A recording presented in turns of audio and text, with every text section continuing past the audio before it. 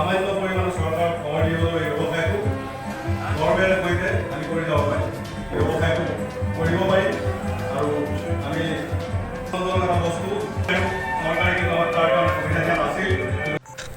আজি আপোনালোকক সকলোকে অশেষ ধন্যবাদ জ্ঞাপন কৰিছোঁ। আজি যিখন আমাৰ সভা অনুষ্ঠিত হৈছে ৰাজহুৱা সভা আৰু বৃক্ষৰোপণ কাৰ্যসূচী আপোনালোক আহি উপস্থিত হোৱাৰ কাৰণে, আমাক সহায় কৰাৰ কাৰণে আৰু ৰাইজক গোটেই এই বস্তুটো জনাই দিয়াৰ কাৰণে আপোনালোকক অশেষ ধন্যবাদ জ্ঞাপন কৰিছোঁ।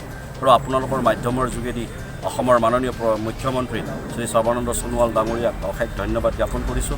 বন মন্ত্ৰীক অশেষ ধন্যবাদ জ্ঞাপন কৰিছোঁ।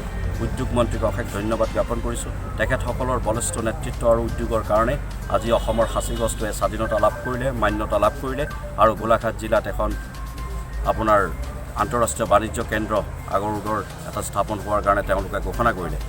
আজি আপোনালোকৰ হৈ গোটেই অসমবাসীক মই এটাই অনুৰোধ কৰিছোঁ, যিহেতু অসম চৰকাৰে আমাক ইণ্টাৰনেশ্যনেল আগৰুড ট্ৰেড চেণ্টাৰ দিলে, সকলো আগুৱাই আহিব লাগে, সকলোৱে সাঁচি খেতিত মনোযোগ দিব লাগে আৰু সাঁচি ব্যৱসায়ত উদ্যোগ ল'ব লাগে।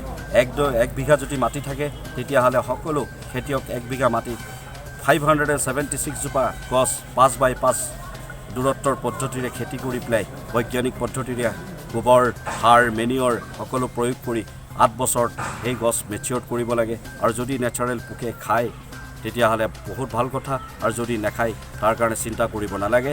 আমি এটা চাচি ভেঁকুৰ যিটো আগৰ ইনকুৱে ইনফেকশ্যন যিটো ফাংগাছ, আগৰুড ফাংগাছ, সেইটো আমি উদ্ভাৱন কৰিছোঁ IIT গুৱাহাটীৰ সহযোগত। গতিকে সেই ফাংগাছ যেতিয়া আমি ইনজেক্ট কৰিম তেতিয়া সেই নন ইনফেক্টেড গছত 3 বছৰৰ ভিতৰত এটা ভাল প্ৰজাতিৰ আগৰ উপস্থাপন হয় আৰু এটা ভাল জাতৰ আগৰ হয়। আৰু আমি তাৰ 3 বছৰৰ পিছত যেতিয়া হাৰ্ভেষ্টিং কৰিম, এজোপা গছৰ পৰা আমি মিনিমাম আপোনালোকে নিশ্চয় তাৰ দামটোতো বহুত আপোনালোকে জানে, কিন্তু আমি মিনিমাম 500 টকাকৈ কেজিকৈ ধৰিছোঁ।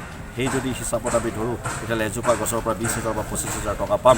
তাৰমানে 1 বিঘা মাটিৰ পৰা আমি 1,11,00,000 টকা আমি আমদানি কৰিব পাৰিম। আৰু সেই হেৰিৰ জৰিয়তে আমি 1 লিটাৰ তেল যদি আমি তাৰ পৰা বনাওঁ